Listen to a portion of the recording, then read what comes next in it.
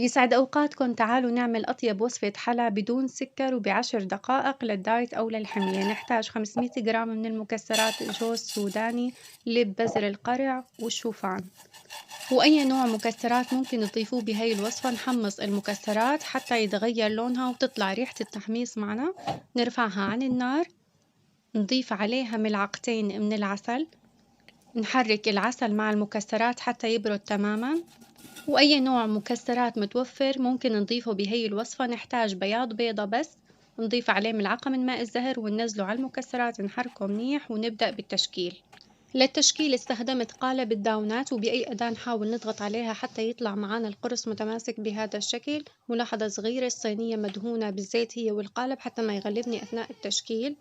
مدة الخبز 10 دقائق بس، 7 من تحت و3 من فوق. كتير طيبة ومفيدة، مليانة طاقة.